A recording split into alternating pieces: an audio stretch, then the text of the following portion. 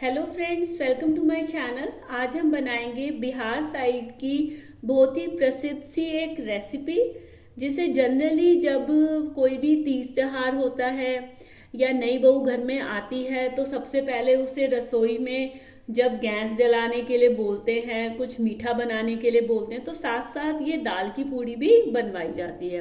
तो चलिए बनाते हैं ये बिहार की ऑथेंटिक डिश।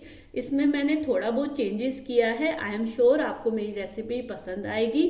तो चलिए स्टार्ट करते हैं। इसके लिए मैंने लिया है 1 कटोरी जितनी चना दाल, जिसे आधे घंटे के लिए भिगो दिया था। उसके बाद आधा चम्मच नमक और 1 पिंच जितनी हल्दी डालकर इसे गलने तक उबाल लिया था। गलने में मेरा कम से कम 2 सीटी और 5 मिनट मैंने गैस धीरे करी थी, तब मेरी दाल ये गल गई थी। साथ ही मैंने 2 कटोरी जितना गेहूं का आटा लिया है। आप इसकी जगह मैदा भी ले सकते हैं, बट ट्रेडिशनल स्टाइल में अगर आप इसे बना रहे हैं तो आप गेहूं का आटा ही इस्तेमाल करें। साथ ही नमक लिया है, लाल मिर्च पाउडर, गरम मसाला, आमचूर पाउडर, हींग, अजवाइन, सूखा धनिया पाउडर, क्रश सूखा धनिया, कुकिंग ऑयल, हरा धनिया, थोड़ा सा प्याज लिया है मैंने, साथ ही जीरा लिया है और लहसुन और हरी मिर्च को क्रश करके लिया है। तो चलिए सबसे पहले हम पूरी का आटा लगाते हैं। एक परात लेकर उसमें सबसे पहले हम आटे को ट्रांसफर करेंगे। साथ ही इसमें 1 से 1.5 चम्मच जितना कुकिंग ऑयल डालेंगे। साथ ही यहाँ मैं हाफ टेबल स्पून जितना सॉल्ट डाल रही हूँ।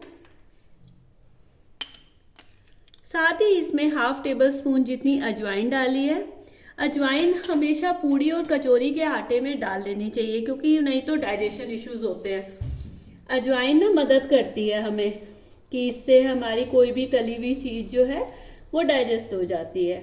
तो चलिए इसको मिक्स करने के बाद एक सॉफ्ट सा डो लगा लेते हैं। या मैंने रूम टेम्परेचर का ही पानी लिया है।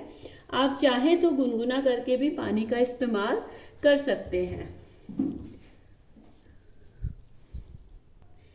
आटा हमारा लग चुका है। इसका सॉफ्ट सा डो ही हमने बनाना है।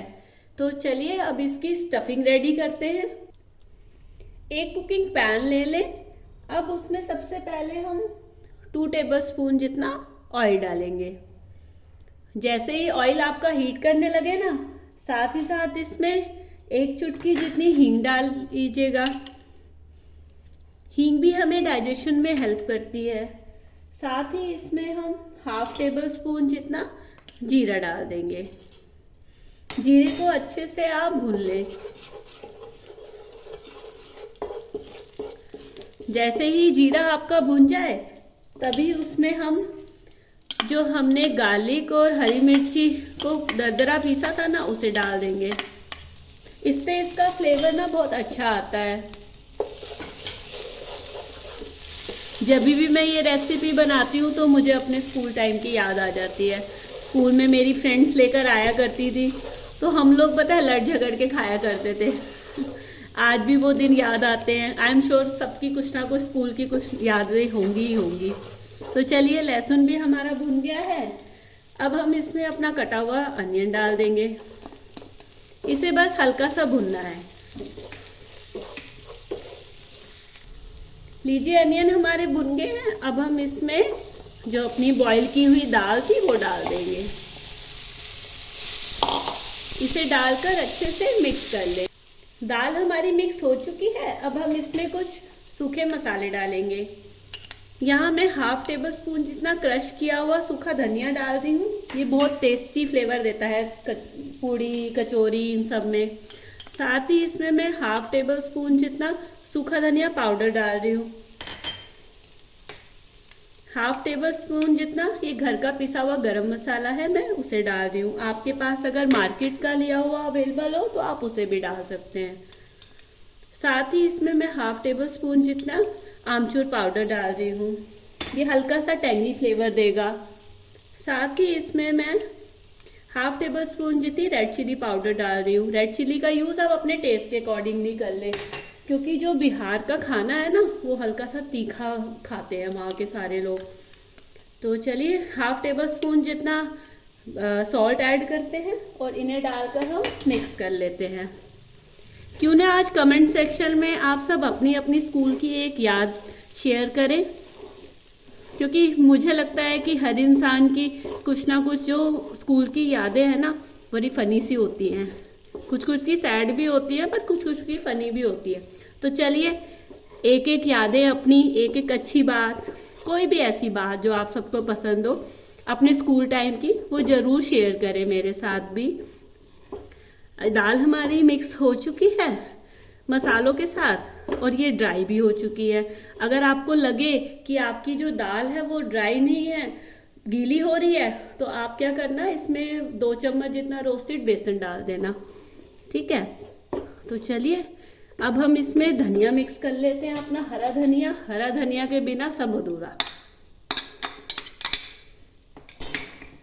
इसे डालकर मिक्स कर लें आप, और उसके बाद अब हम इसे मैशर या किसी भी लैडर की सहायता से आप मैश कर लें, जिससे हमें पूड़ियों में भरने के लिए आसानी हो जाए। लीजिए ये मैश हो चुका है।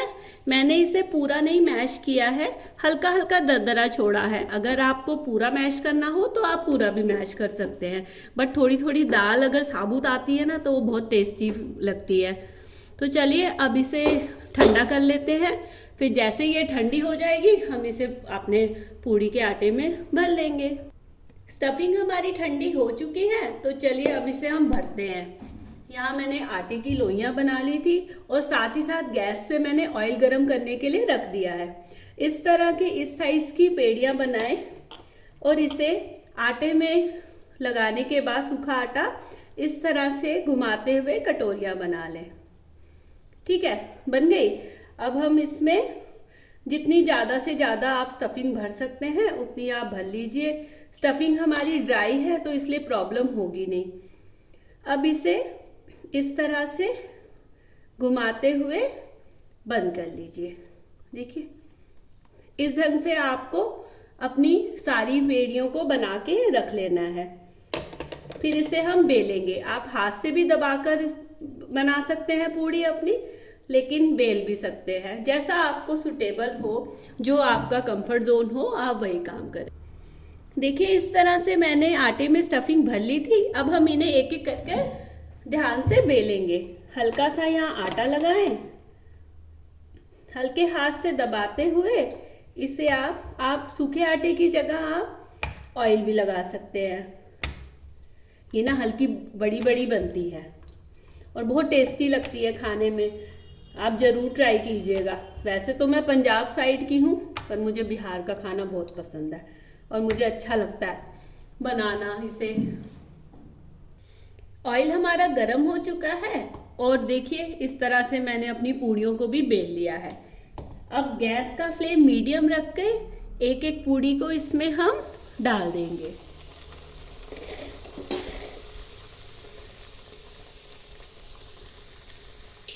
देखिए कितनी बढ़िया सी फूली है हमारी पूड़ियाँ ना, है ना।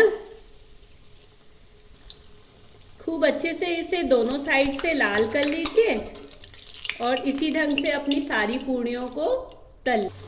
पता है जब मेरी पहली रसोई थी ना, तो मुझे पता है क्या बोला था बनाने के लिए? टिंडे। सोच सकते हैं आप, टिंडे बनाने के लिए बोला। हलवा बनाओ और टिंडे बनाओ। समझ नहीं आ रहा था कि मैं पहली रसोई बना रही हूँ या मेरा कोई एग्ज़ाम है।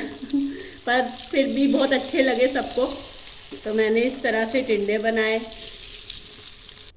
लीजिए रेडी है बिहार की सुप्रसिद्ध डिश दाल की कचौरी। इसे आप ज़रूर ट्राई कीजिएगा और अगर आपको मेरी रेसिपी पसंद आती है तो please like, share, subscribe and comment ज़रूर करिएगा।